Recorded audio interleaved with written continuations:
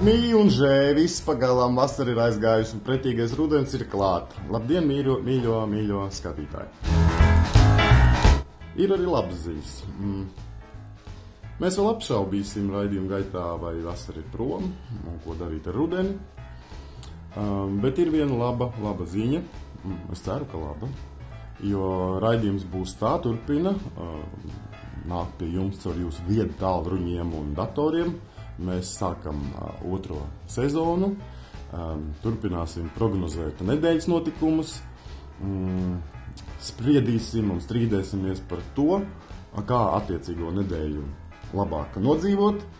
Un tagad vajadzētu kolēģiem, vai jums bija vasara, un vai jūs kaut kā raugaties arī uz priekšu, kā nodzīvot nākamos, pāris gada laikus. Pirmkārtām, labdien, skatītāji!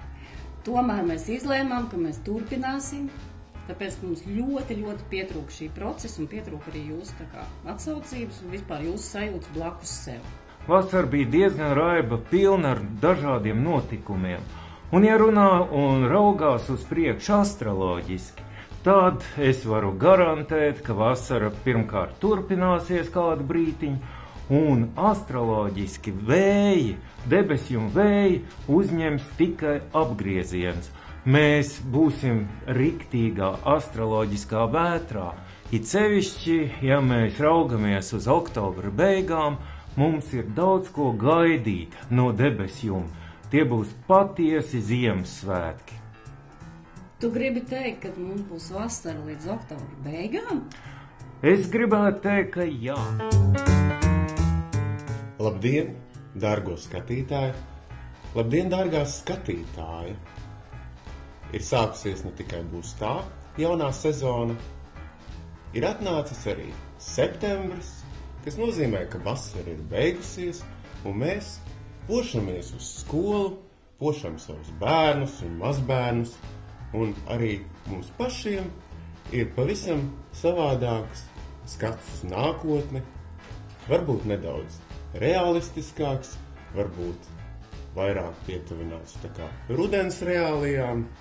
Mēs atvadamies no vasaras, un ko mēs īsti paņemsim līdzi šajā maģiskajā ceļojumā, gada garumā? Dizi, kas tas varētu būt?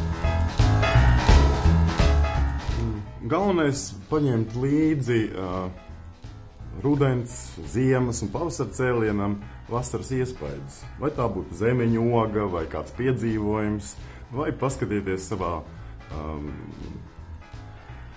fotoalbumā, varbūt tur ir kāda jauka bilde, jo tas, ko jums šonedēļ ir stipri sevi jānostiprina, tā vismaz saka runas, ir šī vasaras sajūta. Neielaidiet sevī vilšanos par to, ka temperatūra gaisā ir zemāka, ka biežāk līst lietus, tas jums neko nedos.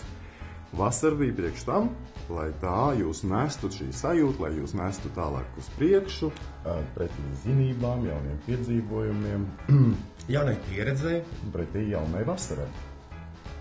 Jaunajā būs tā sezonā, mēs centīsimies rast kaut ko ļoti interesantu, gan mums pašiem, gan pasniegt to jums.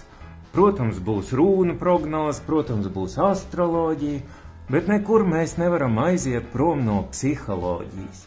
Un psiholoģiju mēs ņemsim tādā griezumā, kādā parasti tā nav apskatīta. Tādu griezumu, kādu parasti jūs grāmatās neatradīsiet.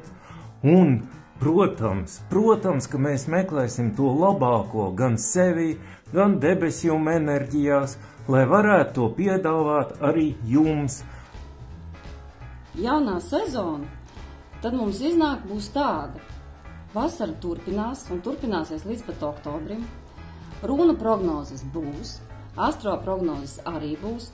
Mēs būsim visticamāk cilvēcīgāki un tuvāk pieejami jums ar saviem stāstiem gan par psiholoģiju, gan par enerģijām, gan par visu pārējo, kas jūs interesē. Un man liekas, ka tas varētu būt foršs nedēļas sākums un šī raidījuma noslēgums. Būs tā?